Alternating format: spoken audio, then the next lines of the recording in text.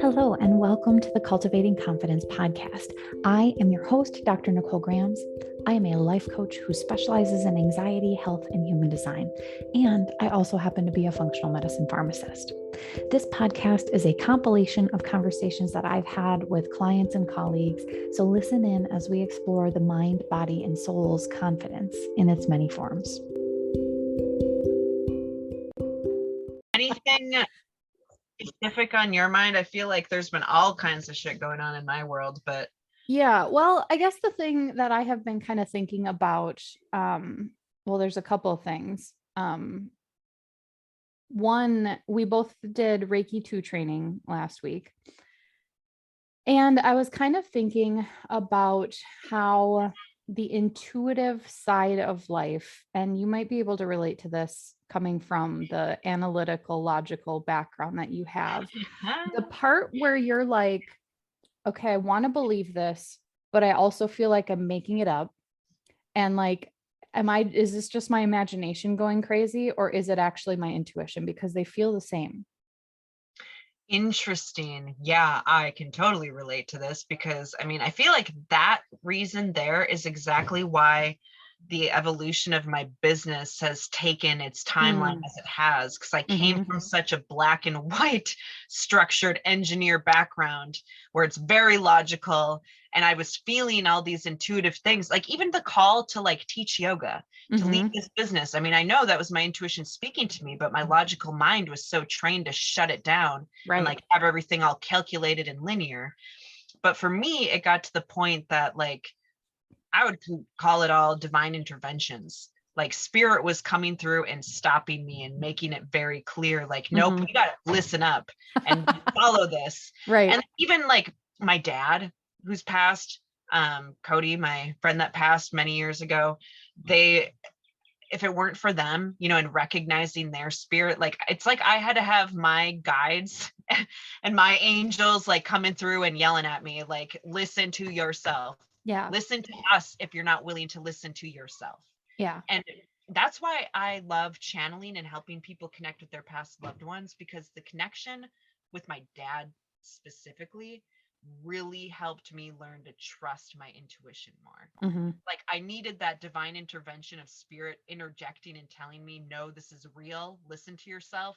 But it takes us coming through. It takes me recognizing my dad's presence and hearing his words to validate and confirm for me, that what I'm feeling in my intuition was correct. So I love sharing that and spreading, I would say, yeah, all of my clients have a significant past loved one that comes in and has something to say and like feeling their presence. And I'm actually getting goosebumps right now as we're talking about it. Yeah. And I love helping, like letting that be a tool for people to learn how to lean into and trust their intuition. I say, like, if it seems hard to trust yourself at first, lean back and trust spirit. Trust the messages. We can be so quick to deny that what we're hearing is coming from us, right? We're like, oh, it's just my mind making it up. The analytical side, it's imagination. Because like you said, that imagination and intuition, it feels the same. So we're so quick and conditioned to trust since we were kids, right? Imaginary friends, that's not real. Oh, you're seeing things. Nope, you're making that up. We're totally conditioned at such a young age that it's like, oh, now we've got to uncondition all of this crap to get back into that space of being open and trusting it. Right. So I love, like, when in doubt, if you can't trust yourself, trust spirit and trust that they'll come through and get you where you need to go, tell you what you need. Well, and I think that plays nicely, maybe not plays nicely, but like it feeds nicely into anxiety being a conditioned response that we have. And yes, anxiety is a useful emotion to experience, but for those of us who have dealt with it for friggin' decades, right? Like when we start wanting to believe and wanting our conditioning to be wrong and wanting to like explore more on the spiritual side, like that's where it's hard sometimes to pick apart the anxiety versus intuition as well. Yeah, that reminded me of another thing I love reminding myself and clients too. I read this somewhere and it's probably talked about in various trainings that anxiety is just a signal. When we feel anxiety, it's just a trigger telling us that where we are is not where our high self is. Right. So it's just a signal of, oh, we're on a different page than our high self. So what can we do to get back in alignment with our truth, with our highest self? Yeah. And I mean, so that, oh, go ahead. Anxiety is such a response. I mean, it's a conditioned response to like try to control the future to prevent yourself from feeling something negative. And like when you let go of the idea that you need to not feel negative things, like that's when the whole world can open up, because I no longer need to control what happens in the future because I have my own back with whatever comes at me. Spirit's got your back too. The whole universe Right. has got your back. Right. And that's where it allows you to become more communicative. Words are hard today. Okay. But my like gosh, it opens you up to so much more than like I have my own back and I'm going to trust what I'm hearing or seeing or feeling or thinking instead of worrying about how to control things in the future. Exactly. Because that is so true too. Another thing, right? That anxiety is anticipation of the future. I love how you worded that. And isn't it interesting that anxiety is this worry about the future and trying to control it so that we don't feel bad? But isn't it ironic in the future how shitty, ironic, or how shitty anxiety feels in the moment? Yeah, it's a familiar, it's a familiar discomfort though. Future. Yeah. And that and likewise, that anxiety is anticipation of the future, that depression is dwelling on the past. Yep. So what can we do to free ourselves from both of these states is by anchoring ourselves into this present moment. Yeah. What am I okay right now in this second? Right now, I'm sitting here in this comfortable seat. I've got a dog across the table from me. All is well. I'm talking to you. We're having a great conversation. In this moment, right this second, I'm able to take a breath. I'm healthy. All is well. Yeah. But we can get ourselves so psyched out, zooming forward into the future, rewinding too far back into the past, dwelling, beating ourselves up. And trust me, I mean, I play this game in my own mind still on a daily basis, but just letting those emotions, the anxiety, the depression, all it is a trigger. It's a signal to remind us, to get our attention and let us know, I'm on a different page than my highest self, than my truth. And so it's just an alarm going off to tell me, okay, what do I need to do to get back into this present moment, to get back in alignment? And for everyone, it's different. And maybe it's different for you every day. For me, getting outside in the sun, getting out in nature is like my number one go-to to get back in alignment, to quiet the mind down, because it can be tough. So many people, when you spin off in anxiety, your mind is racing so fast. How the hell do you slow those thoughts down to calm and to breathe and be present? So it's just in finding those rituals that work for you, right? Yeah. Going out in nature, taking a walk, doing some yoga, listen to a meditation, take a bath, take a shower, take a nap if you need to. There's so many things out there, but I think especially in the anxiety mind, and I know this well because I experience it, like I said, almost daily and have to reel myself back in because it's so common, like you said. Yeah. And for those of us that like raised, in dealing with anxiety, I mean, if we've dealt with anxiety up until our adulthood, I mean, that's a lot of unconditioning, a lot of unwinding to do. So much. So give yourself a break if you're struggling with it, knowing that, I mean, people, we're coaches, we practice this, we do energy healing and all the work. We've got all the tools to ease it in ourselves, but we haven't made ours completely go away. No. It's just part of human nature. Yeah. Right. Well, and even like the coaches that I follow that have coached me and are amazing, and I like could easily put them up on a pedestal. They talk about how much they still struggle with their own brain sometimes, but it's getting quicker at like noticing the trigger and then correcting, gently and lovingly correcting it. And that's the muscle that you need to like build up, because it does really suck at first when you're like, it almost feels like you're gaslighting yourself into like, no, this is fine. Like, but I want to believe that it's fine. Right. Like that's the difference. I'm trying to manipulate my own brain consciously. Right. Energy of belief, right, is where it's at. Oh shoot, I had a thought. It'll come back at the perfect time, but you made me think of something where I'm like, yes, the anxiety. Yeah, that I mean, it is human nature, Mm-hmm. right? We're all, I mean, how everyone is at some point thinking about, okay, what's coming next? What's coming next? And of course, Right. that's going to instill anxiety. Just the world that we live in right now, anxiety is so high in general. So even if you're feeling pretty stable and okay and balanced, I mean, you could go walk into a Walmart and suddenly have anxiety just like explode through the roof, right? I mean, Just I have anxiety a lot when I go to Walmart. so Different reasons, different giving reasons. yourself some grace and just finding, okay, what do I need to do to get back into balance? And it's all about finding the practices that feel good for you Mm-hmm. and dedicating yourself, like giving yourself permission to pause and do them in the moment. Because how many of us are so conditioned and in this world of like, go, go, go, do it, get it done. It should have been done yesterday. We're racing so fast that so many people live in this state of anxiety and refuse to let themselves slow down enough to give themselves some time, to give themselves the care they need to reel that back in and get back in the present moment. But I like how you said this is what it was, that you got to build that muscle. And how do you do it? But by constant practice. Right. And so for those of us, us as coaches, our coaches, I mean, we've all got our teachers, our gurus that are, steps ahead of us on this path that we look to help guide us. So then we can pass the torch and help guide others.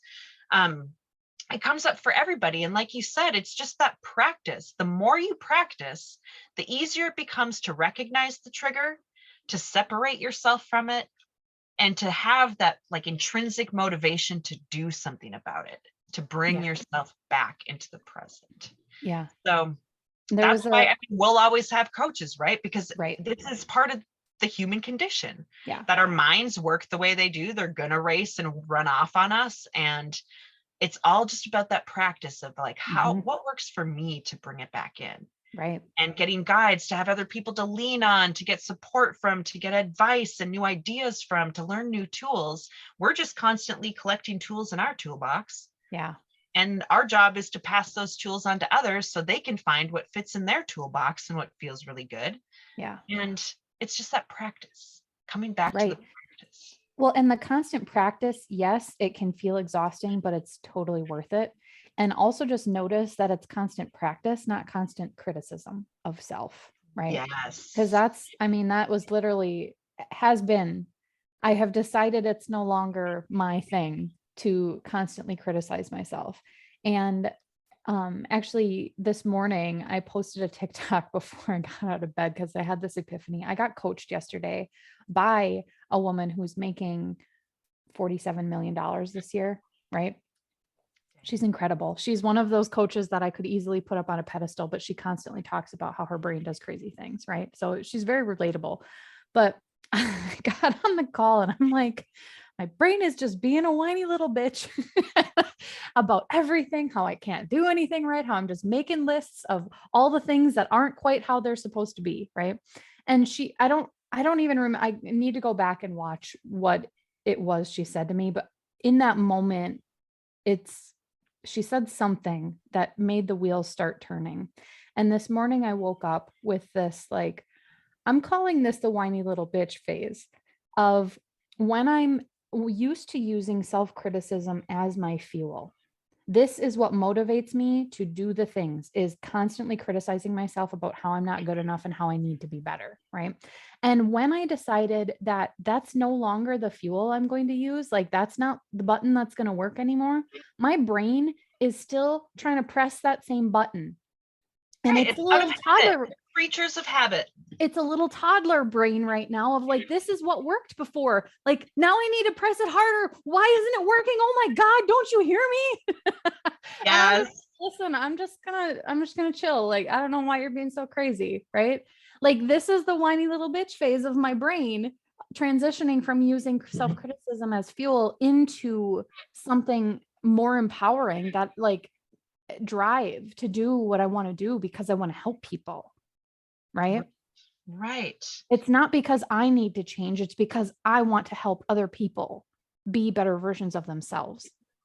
And I need to go through this little phase of my brain still trying to press the same button. And I'm like, no, road closed, we're done here. Go some other route, find a different way. Yep. And look at that. I mean, just embracing these moments, when anxiety strikes us too, and like we're calling upon our coaches, and like how you said that the coach that you admire so much is so relatable because she's always talking about this. Oh. Look at having that reminder, like when we have our challenges, like, oh, that's making us relatable too. We're all human, right? It's just it's human experience. And I love that we can talk about it and share it too.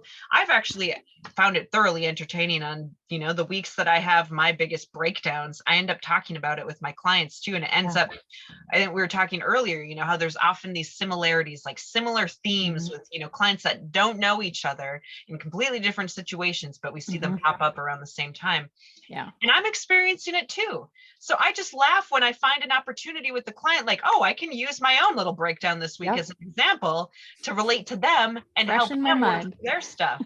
So that's why it's so important too, for all of us to let ourselves be vulnerable and share the shit that we're going through and talking with other people on how we work through it, because how we dealt with the situation, or maybe how we poorly dealt with the situation, by sharing that and being able to laugh about it and share it with someone else. Okay, well, now they've got a little more insight when they come across a situation like this, and they can relate to it, like, oh, well, that didn't work so well for her.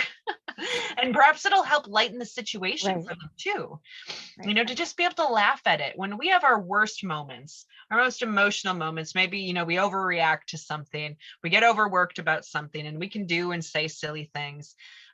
We can go into that criticism mode. It's very tempting. I still do it all the time of like, I should have done this, I should have said that. Like, come on, Krista, get your crap together. Yeah. But sometimes we just gotta lose it. Yeah. And I've journaled something once related to my situation, and a lot of transformation and change happening in this space that we're at now. Like, oh, you're going to lose your mind until you lose all the shit, right? Like, lose your mind until it like all comes out and you can leave it behind and carry on. Like, sometimes you do just need to snap and like let the anxiety or whatever emotion bubble out to set it free, get it out of you. We get so used to carrying it all with us and trying to contain it and hold it in. And it's familiar. It is. And that perfect segue, kind of bringing it full circle back to where we started on intuition. The more we try to stuff all of those emotions down, can you imagine? It's kind of like clogging the channel from you and your highest self.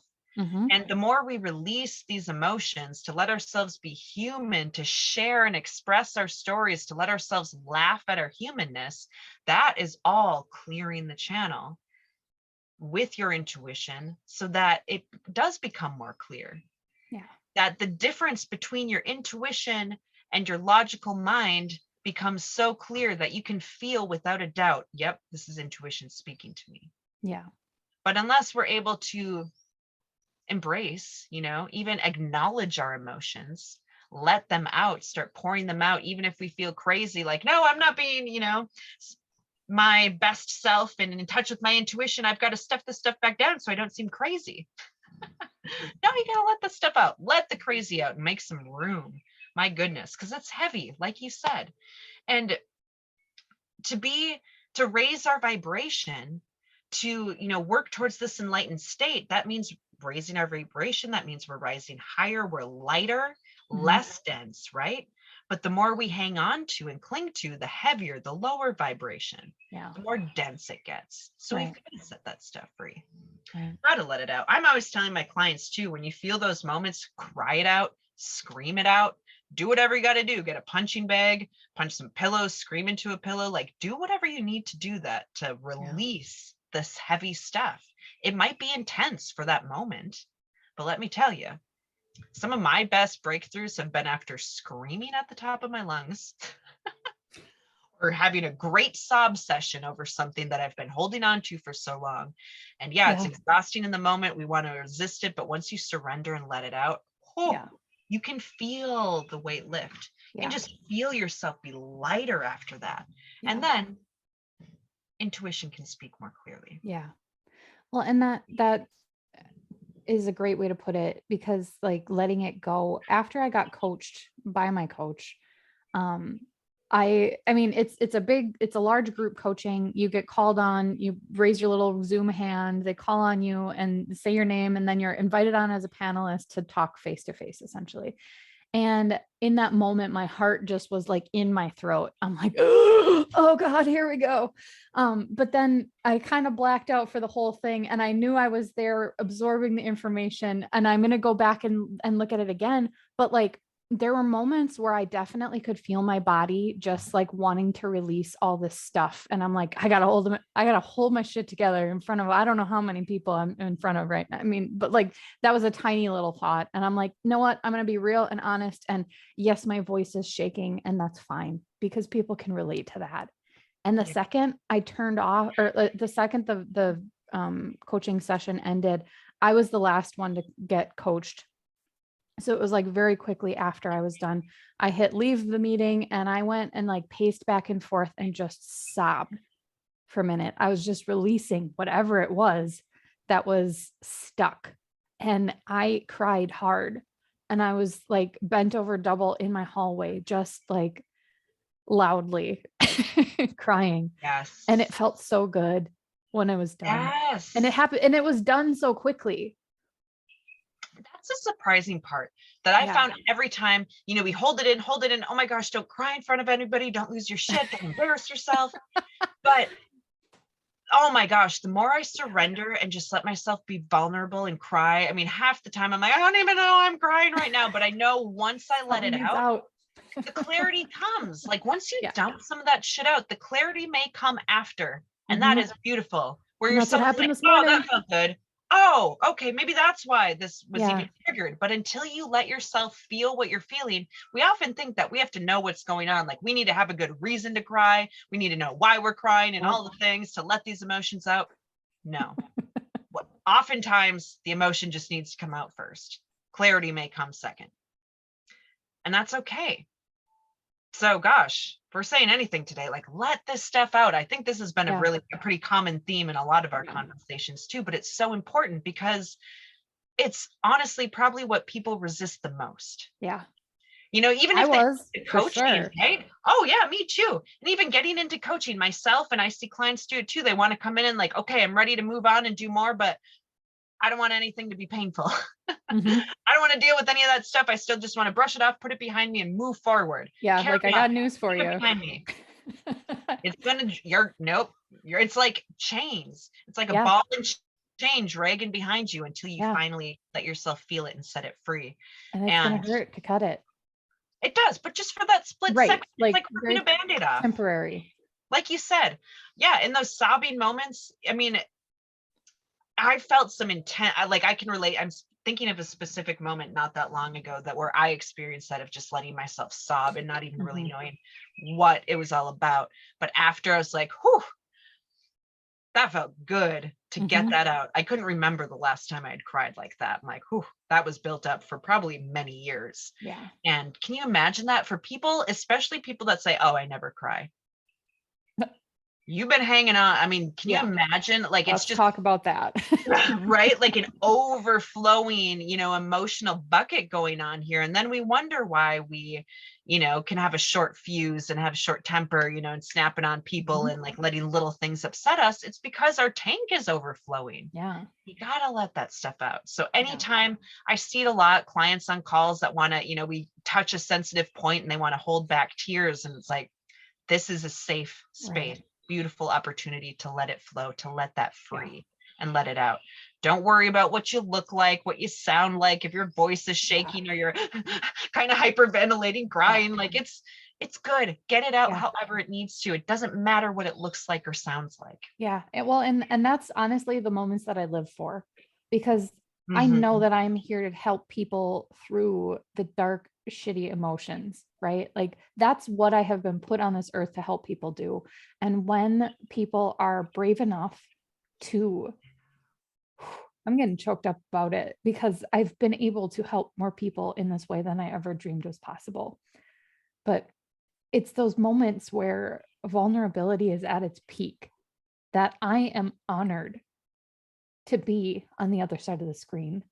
observing, holding Absolutely. space. Holding that space, right? It's giving me the chills talking about it, that release, that freedom. Like, it's painful for that moment and is very vulnerable. It's a very intimate moment that we Yep. can share with people. And it takes a lot to let yourself get there. So I feel you too. So honored to be able to hold that space and to offer that security and safety for people to release these things. And for them, then comes the joy of watching that relief. Yeah. Mhm. And to get, to talk again later where it's like, oh my gosh, oh, that's finally gone. And I Right. feel so much better from this. And yeah, then the next challenge is going to come that we'll have to Yep. work through. But again, it's that practice. Such That is practice, life. one emotion at a time, one breath at a time. Yeah. Thank you for taking the time to listen in today. Many of you will be able to take the ideas that you've heard and apply them in your daily life, and that's really all you need. That's amazing. But for those of you who could use a little one-on-one help with how to make these things actually work for you in your real life, please reach out. The link to schedule a consult with me is in the show notes. You don't have to do this alone. See you soon.